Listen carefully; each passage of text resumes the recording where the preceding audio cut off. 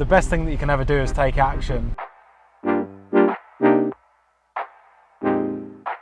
So I think for someone who's newer, just starting out, the reason that people have fear is because they're scared of losing their investment, doing something wrong, because they've heard so many stories along the way of all of these things that have happened to people. But it really comes down to one thing, and it's just a lack of education.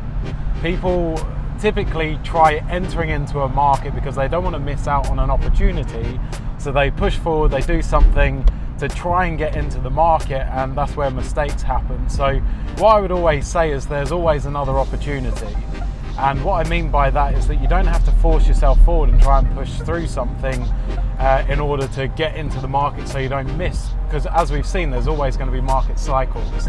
So and exactly what I run, and I'm not trying to self-promote here, but what I would always say to people is go and get educated and understand what you're doing. And if it's something that you want to make a significant investment into, then it's worth making a significant investment into your education to understand how to do it properly. Whether that's me or someone else is irrelevant, but I would always say if you want to understand how to do something and you want to do it to the best of your ability, then you invest in someone to do that. And you only have to look at, I'll use an example of the best athletes in the world.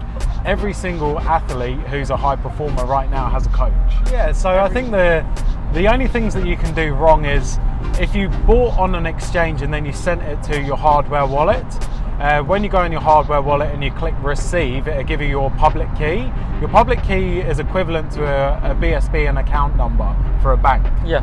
So if you provided the wrong BSB and account number to someone and they sent money to that, then the transaction wouldn't go through.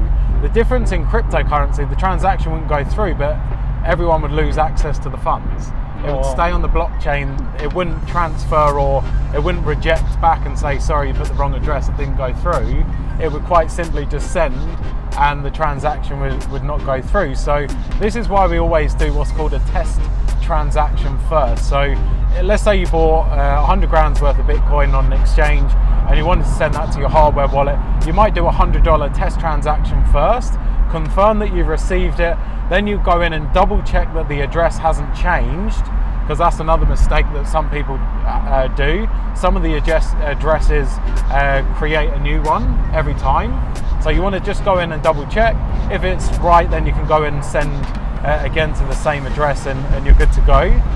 The other thing that people go wrong with is the management of the recovery phrase. So when you set up your recovery, your hardware wallet, you're given a recovery phrase, which is a unique combination of 24 words. And with the 24 words, you want to store and manage that in a safe way, because if anything happens to the device or you're on holiday on the other side of the world and you don't have access to your device, you want to know that you've always got access to your crypto.